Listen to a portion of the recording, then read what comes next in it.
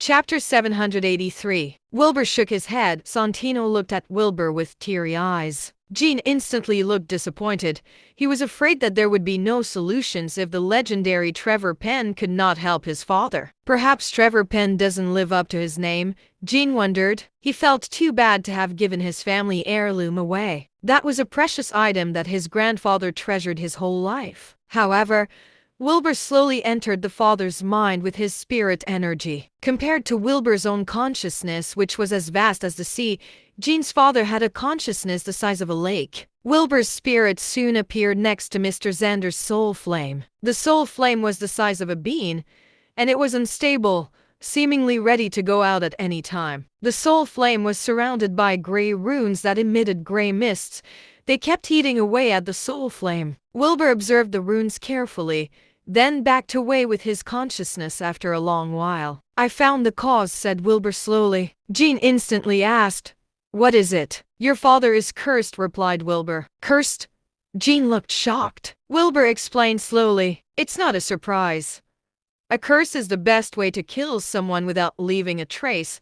Medical professionals can detect it. Cultivators without a powerful spirit energy won't be able to undo the curse." "Do you know how to undo the curse?" Jean was clearly very nervous. Wilbur shook his head and replied, "I don't have the solution. The person who placed the curse was required to undo the curse. The forceful removal of a curse was very dangerous." Jean instantly looked disappointed. He wondered whether it was hopeless even if they discovered the cause. Just then, Wilbur said, "Don't worry. The person who placed the curse can undo it." "But who is the person who placed the curse? How do we get them to undo the curse?" asked Jean with a puzzled face. "Why would the person who placed the curse on my father be willing to help undo it? Also, we don't even know who that person is," Jean thought. Wilbur said nonchalantly, "Don't worry. The person who placed the curse will appear.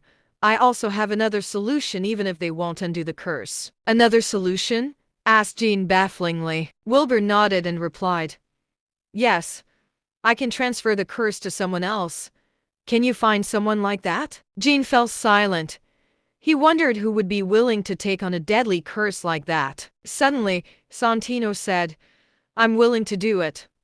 Sir, if you are capable of doing that, I'm willing to take on the curse." Wilbur looked at Santino, then smiled and said, "It looks like you're very loyal. I am grateful toward Mr. Xander, and I'll do anything for him to wake up again," said Santino while he looked at Wilbur with great determination. Wilbur looked at him and said slowly, "You'll die." "I know, but I don't care," Santino replied. Jean looked troubled because his father could wake up if Santino took the curse upon himself. However, it was unfair to Santino. He was still young after all.